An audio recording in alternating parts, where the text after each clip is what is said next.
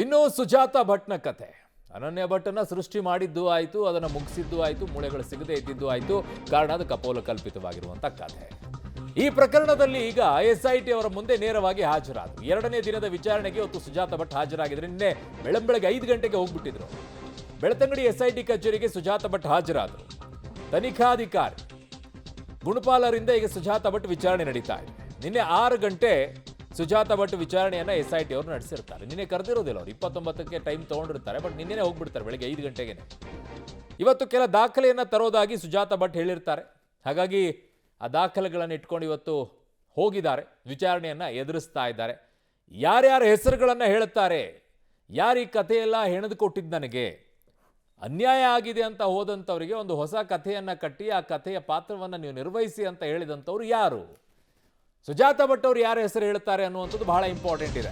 ಬಹಳ ಇಂಪಾರ್ಟೆಂಟ್ ಇದೆ. ಅನನ್ಯ ಭಟ್ ನಾಪತ್ತೆ ಪ್ರಕರಣದ ಹಿಂದೆ ಪ್ರಭಾವಿಗಳ ಕೈವಾಡ. ಕೇಸ್ ಹಿಂದಿನ ಪಿತೂರಿಯ ವಿಚಾರವನ್ನ ಸುಜಾತ ಭಟ್ ಬಾಯ್ಬಿಟ್ರ. ಎಸ್ಐಟಿಯ ಎದುರು ಸುಜಾತ ಸ್ಫೋಟಕ ವಿಚಾರವನ್ನ ಪ್ರಸ್ತಾಪ ಮಾಡಿದ್ದಾರೆ. ಪ್ರಭಾವಿಗಳ ಹೆಸರನ್ನ ಪ್ರಸ್ತಾಪಿಸಿರುವ ಬಗ್ಗೆ ಮಾಹಿತಿ ಬರ್ತಾ ಇದೆ.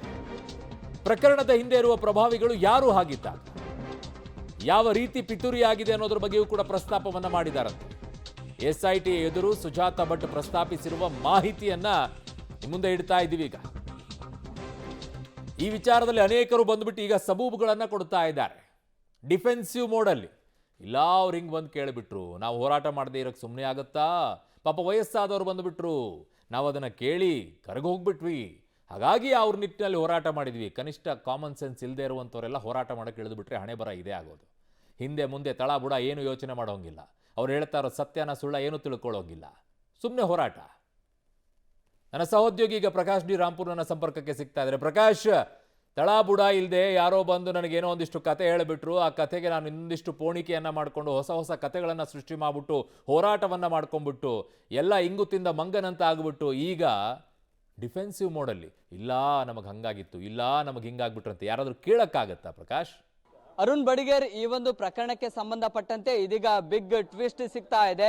ಎಸ್ಐಟಿ ಅಧಿಕಾರಿಗಳ ಮುಂದೆ ನಾನು ಏನು ಹೇಳಬೇಕು ಅದನ್ನ ಹೇಳ್ತೀನಿ ಅಂತ ಹೇಳ್ತದ್ದಾನೆ ಬರ್ತಾ ಇದ್ದಂತ ಸುಜಾತ ಭಟ್ ಇದೀಗ ಒಂದಿಷ್ಟು ಸ್ಫೋಟಕ ವಿಚಾರಗಳನ್ನ ಎಸ್ಐಟಿ ತನಿಖಾಧಿಕಾರಿಗಳ ಮುಂದೆ ಬಾಯ್ಬಿಟ್ಟಿದ್ದಾರೆ ಅನ್ನುವಂತಹ ಮಾಹಿತಿ ಕೂಡ ಲಭ್ಯವಾಗ್ತಾ ಇದೆ.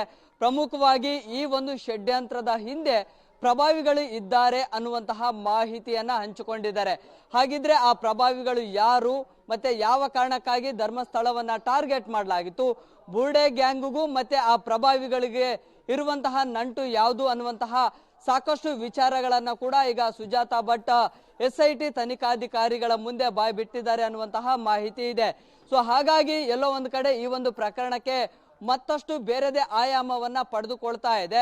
ಬೆಳಿಗ್ಗೆ 10 ಗಂಟೆ ಸುಮಾರಿಗೆ ಎಸ್ಐಟಿ ಕಚೇರಿಗೆ ಬಂದಂತಹ ಸುಜಾತ ಭಟ್ ಗುಣಪಾಲ್ ತನಿಖಾಧಿಕಾರಿ ಅವರ ಮುಂದೆ ಬೇರೆ ಬೇರೆ ವಿಚಾರಗಳನ್ನ ಕೂಡ ಪ್ರಸ್ತಾಪ ಮಾಡಿದ್ರು. ಪ್ರಮುಖವಾಗಿ ಮಹೇಶ್ ಶೆಟ್ಟಿ ತಿಮ್ಮರೋಡಿ ಅವರ ನಿವಾಸದಲ್ಲಿ ಉಳಿದುಕೊಂಡಂತಹ ಸಂದರ್ಭದಲ್ಲಿ ಅಲ್ಲಿ ಯಾರು ಬರ್ತಾ ಇದ್ರು, ಯಾವ್ದೆಲ್ಲ ವಿಚಾರಗಳ ಬಗ್ಗೆ ಅಲ್ಲಿ ಚರ್ಚೆ ಆಗ್ತಾ ಇತ್ತು, ಎಷ್ಟು ದಿನ ಅವರು ಸುಜಾತ ಭಟ್ ಉಳಿದುಕೊಂಡಿದ್ರು ಅನ್ನೋದ್ರ ಬಗ್ಗೆ ಕೂಡ ಮಾಹಿತಿಯನ್ನ ಹಂಚಿಕೊಂಡಿದ್ದಾರೆ. ಪ್ರಮುಖವಾಗಿ ಇಲ್ಲಿ ಮತ್ತೆ ಪ್ರಸ್ತಾಪ ಆಗ್ತಾ ಇರುವಂತಹ ವಿಚಾರ, ಪ್ರಭಾವಿಗಳು ಇದರ ಹಿಂದೆ ಇದ್ದಾರೆ, ಷಡ್ಯಂತ್ರದ ಮುಂದುವರೆದ ಭಾಗವಾಗಿ ಒಂದು ಪ್ಲಾನ್ ಅನ್ನ ರೂಪಿಸಿದ್ರು ಅನ್ನೋದು. ಹಾಗಿದ್ರೆ ಆ ಪ್ರಭಾವಿಗಳು ಯಾರು, ಅವರು ರಾಜಕೀಯ ವ್ಯಕ್ತಿಗಳ ಅಥವಾ ಬೇರೆ ಬಿಸ್ನೆಸ್ ಮ್ಯಾನ್ಗಳ? ಹಾಗಿದ್ರೆ ಧರ್ಮಸ್ಥಳವನ್ನೇ ಟಾರ್ಗೆಟ್ ಮಾಡಿರೋದು ಯಾಕೆ? ಈ ಬುರ್ಡೆ ಗ್ಯಾಂಗ್ ಅನ್ನ ಸಂಪರ್ಕ ಮಾಡಿರೋದು ಅಥವಾ ಅವರ ಹಿಂದಿನ ನೆಟ್ವರ್ಕ್ ಯಾವುದು? ಇದೆಲ್ಲ ವಿಚಾರಗಳನ್ನ ಕೂಡ ಈಗ ಸುಜಾತ ಭಟ್ ಅವರಿಗೆ ಪ್ರಶ್ನೆಗಳನ್ನ ಹಾಕ್ತಾ ಇದ್ದಾರೆ. ಆ ಪ್ರಶ್ನೆಗಳಿಗೆ ಉತ್ತರಿಸೋದಕ್ಕೆ ತಬ್ಬಿಬ್ಬ ಆಗ್ತಾ ಇದ್ದಾರೆ ಅನ್ನುವಂತಹ ಮಾಹಿತಿ ಕೂಡ ಇದೆ. ಸೊ ಹೀಗಾಗಿ ಸಂಜೆಯ ಬಳಿಕ ಮತ್ತಷ್ಟು ಒಂದಿಷ್ಟು ಸ್ಫೋಟಕ ವಿಚಾರಗಳು ಹೊರಬೀಳುವಂತಹ ಸಾಧ್ಯತೆಗಳಿದಾವೆ. ಈಗ ಆರಂಭದ ಹಂತದಲ್ಲಿ ಇದೆಲ್ಲವೂ ಕೂಡ ಕಟ್ಟುಕತೆ, ಇದರ ಹಿಂದೆ ಇಷ್ಟೆಲ್ಲ ಜನ ಇದ್ರು ಅನ್ನುವಂಥದ್ದು ಬುರ್ಡೆ ಗ್ಯಾಂಗ್ನ ಸಂಚಿನ ಬಗ್ಗೆ ಎಲ್ಲಾ ವಿಚಾರಗಳನ್ನ ಕೂಡ ಹೇಳಿದ್ರು. ಅದಾದ ಬಳಿಕ ಯೂಟರ್ನ್ ಅನ್ನ ಪಡೆದಿದ್ರು, ಯಾವುದು ಕೂಡ ಆಗ್ಲಿಲ್ಲ, ಬೇರೆದವರ ಒತ್ತಾಯಕ್ಕೆ ಹೆದರಿಸಿ ಹೀಗೆಲ್ಲ ಹೇಳಿದೆ ಅಂತ ಹೇಳಿದ್ರು.